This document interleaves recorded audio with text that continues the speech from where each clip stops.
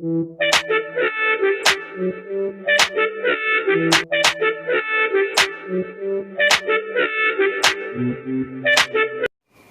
Adventures of Toto. In the title, Toto is referred to a monkey, and in this story, we are going to talk about his adventures. So let's start the story. Have you ever had a baby monkey as a pet? Toto is a baby monkey. Let's find out whether he is mischievous or docile. Mischievous means causing or showing a fondness for causing trouble in a playful way. Docile means ready to accept control or instruction, very submissive. As we all know, monkey is not an animal to rear as a pet. But today, we can see a number of animals that have become a part of our homes. Toto too became a part of the author's home. He was brought in by his grandfather. Let's find out how grandfather got Toto.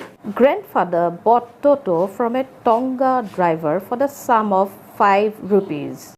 A Tonga is a horse-driven carriage, as you can see in the image, and a trough is a utensil where food and water is kept for the monkey, as you can see here in the image. 5 rupees has very little value in today's date, but this story was set long time ago when 5 rupees was a lot of money. So grandfather could buy Toto for only 5 rupees. The Tonga driver used to keep the little red monkey tied to a feeding trough. And the monkey looked so out of place there that grandfather decided to add that little fellow to his private zoo. As grandfather had a very soft corner for animals, he could not tolerate the little monkey in that miserable condition. So he decided to bring that monkey home. And thus he paid the 5 rupees and bought the monkey and made him a part of his private zoo. The word zoo again informs us that grandfather had a number of animals in his house. In the next paragraph, the author gives a very interesting description of Toto. Toto was a pretty monkey. His bright eyes sparkled with mischief beneath deep-set eyebrows, and his teeth, which were a pearly white, were very often displayed in a smile that frightened the life out of elderly Anglo-Indian ladies. Deep-set eyebrows means eyes that are set deeper in the eye socket and the eyes look larger. And you can see a glimpse of Toto's pearly white teeth, a beautiful smile, isn't it? Anglo-Indian ladies means whose ancestors are both from India and Britain.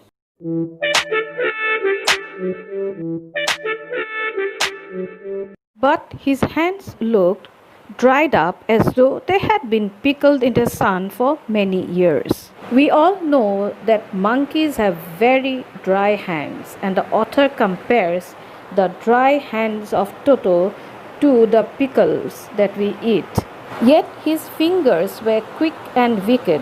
The author tells that Toto had very active fingers and he can do anything with it, and even disturbing things. That's why he calls them wicked. And his tail, while adding to his good looks, grandfather felt that or believed a tail would add to anyone's good looks. Toto's tail not only added to his good looks, but it also served as a third hand. Toto could do almost anything with his tail. He could hang from a branch, he could scoop up any delicacy that might be out of reach of his hands.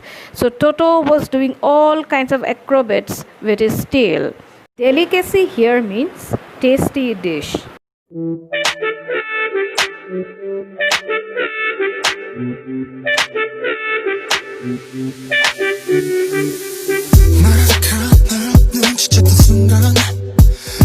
Grandmother always first when grandfather brought home some new bird or animal. So this clearly gives an idea how grandmother reacted to the habits of grandfather. She did not like her husband bringing in all kinds of animals to her house, and she objected it and complained it. But did grandfather really listened to her? So it was decided that Toto's presence should be kept a secret from her until she was in a particularly good mood. This again shows that grandfather really knew how to handle the situation. He was quite positive and confident that his wife would accept the animal when he talks about it in a way or at a time when she was in a good mood. Grandfather and I put him away in a little closet opening into my bedroom wall, where he was tied securely, or so we thought, to a peg fastened into the wall. A closet is a tall cupboard or wardrobe with a door used for storage.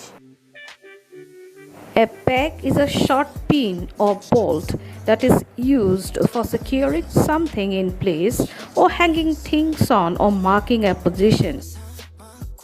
In the next paragraph, you can see Toto's very first monkey mischief in the house.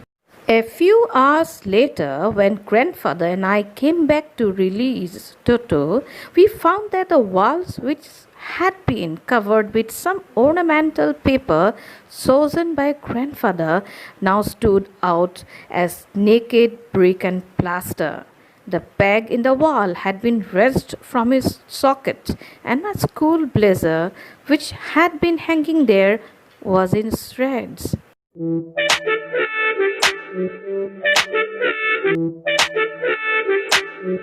So you all can get an idea how destructive Toto was, tearing away the wallpaper and turning the school blazer of the author into shreds. I wondered what grandmother would say.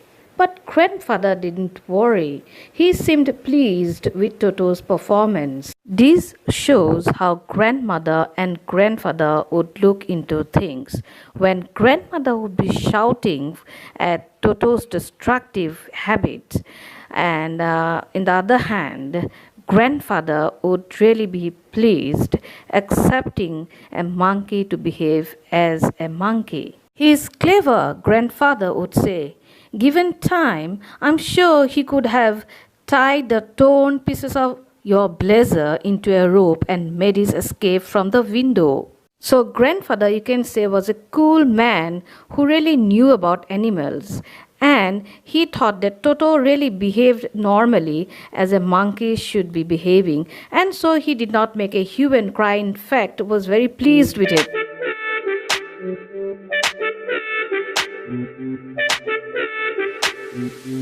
This paragraph will give you an idea about how Toto became a problem to the other animals in grandfather's zoo. Toto's presence was still kept as a secret in the house. Toto was now transferred to a big cage in the servants' quarters, where a number of grandfather's pets lived very sociably together.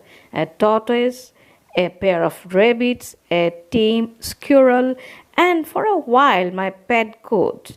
But the monkey wouldn't allow any of his companions to sleep at night.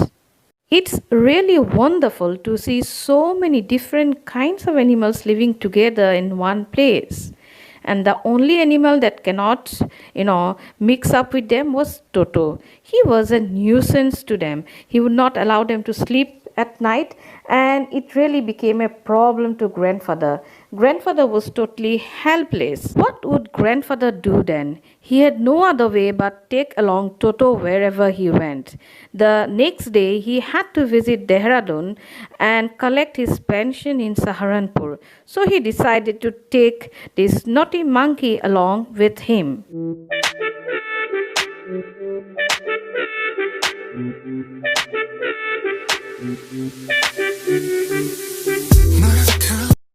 This paragraph will give us an idea about the funny incident that happened in Saharanpur. The author could not accompany his grandfather on that trip to Saharanpur. However, grandfather, while coming back from the trip, told him what happened there. So let us see what happened at Saharanpur. A big black canvas kit bag was provided for Toto. This with some straw at the bottom. became his new abode. Abode means home or place where Toto would be staying for the next couple of hours. When the bag was closed, there was no escape. Toto could not get his hands through the opening, and the canvas was too strong for him to bite his way through. So, once the canvas bag was closed, Toto could not come out of it, and he would be safe there. At the same time, the author's grandfather would also can complete his work at peace. But we all know a monkey would not remain still and quiet. So, what did Toto do then? Toto, though, could not come out, but he made all the efforts to get out of the bag. And while doing so, something very strange and funny happened. The bag started to roll about on the floor or occasionally jump into the air, and everybody was attracted to it.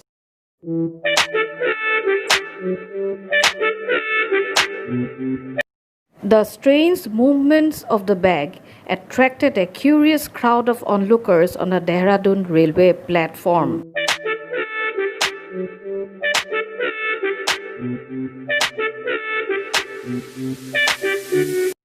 Toto remained in the bag as far as Saharanpur, but while grandfather was producing his ticket at the railway turnstile, Toto suddenly poked his head out of the bag and gave the ticket collector a wide grin. Turnstile is a mechanical gate that you can see installed in railway platforms or airports.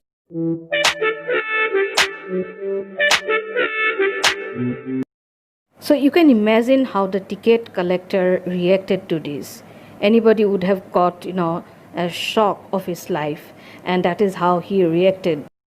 This paragraph will give an idea about grandfather's annoyance and the ticket collector's attitude. When the ticket collector saw the wide grin of the monkey, he was taken aback. But with great presence of mind and much to grandfather's annoyance, he said, "Sir, you have a dog with you. You will have to pay for it accordingly." When the ticket collector termed Toto as a dog, grandfather was very much annoyed. But on the other hand, the ticket collector did not want to waste his time discovering the animal inside the canvas bag. So he referred it as a dog and asked grandfather to pay for it.